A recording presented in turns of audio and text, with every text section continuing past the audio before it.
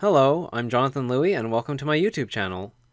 I enjoy learning about and exploring statically typed functional programming languages such as Idris, Kind, and Haskell. I also like the Rust programming language. In fact, as of the time of this recording, I am currently the organizer of Vancouver, BC's Rust meetups. Oh yeah, I guess I should also mention that I'm only a software developer, not a PhD or PL researcher. I do this stuff purely for fun.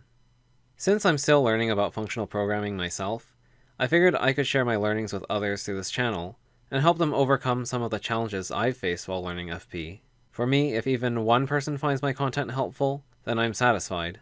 In addition, this is also a fun way for me to show off some of the cooler parts of functional programming languages. For example, dependent types are getting quite a bit of attention these days in the FP community, and they show potential for use in more practical settings. This is why I've been interested in type theory and languages like Idris and Kind lately. It feels like I'm exploring uncharted territory, which is pretty exciting. Anyway, for this video I want to do a little Q&A based on some common questions that people have asked me in the past.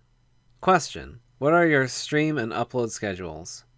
I don't really have a stream schedule right now, but I'm trying to stream every week on Sundays. This is kind of difficult though, since I also have to work a full-time job, run a meetup, and organize other work-related events and clubs too. I kind of have a habit of agreeing to organize and participate in events, so I sometimes bite off a bit more than I can chew. As for videos, I intend to upload videos whenever I find something interesting enough to upload. I'd like to reserve videos for more structured tutorials rather than the more casual streams I've been doing. I have several videos uploaded already, but I want to improve the quality of future videos by adding helpful animations and adding a bit more polish in general. As a result of this decision, videos will be produced more slowly, so I can't promise that I'll ever have an upload schedule. Alright, next question. What got you into functional programming? A friend of mine back in high school recommended that I try Scala, so I gave it a shot, and I didn't like it. Yes, I was a plain old Java programmer back then, and I didn't write Scala in a functional way at all, which led to him criticizing the way I wrote Scala. It wasn't fun, and I ended up giving up on Scala for a while. About a year later, I decided that I wanted to try again and learn how to write Scala in the proper functional way, so I read a lot of books, did a workshop, and learned to appreciate the abstractions and type safety that FP offers.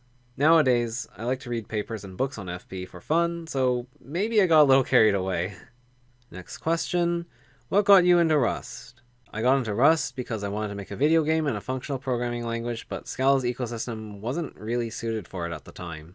During my time in university, I remember that a guest speaker from Mozilla had talked about some new programming language called Rust that seemed too good to be true, so I decided to look into it. I started reading the Rust programming language book and thought that the language seemed pretty similar to Scala, so I decided to give it a try. Despite some of the syntactic similarities between Rust and Scala, I quickly learned that they aren't all that similar after all. For example, Scala has HKTs while Rust doesn't. Also, Rust has a notion of object safety and doesn't have Scala's subtyping, among other things. Yeah, I really didn't know what I was getting into. At this point, I'm hesitant to even call Rust functional because it's kind of not. It borrows heavily from Haskell, but doesn't enforce purity or promote composition in the same ways that Haskell does, so I'm not sure what to call it. Still, I like it for what it is, and I guess a lot of other people do too, since it seems to have gained quite a bit of traction over the last few years. Okay, last question. Will you ever have a Facecam? Right now, I don't have a good webcam. I also don't have a great lighting setup or a green screen. Maybe I'll get this stuff someday in the future, but I currently want to just focus on my actual content.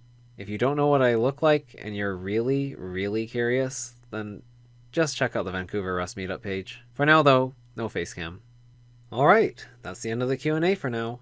If you have questions of your own, feel free to leave a comment below.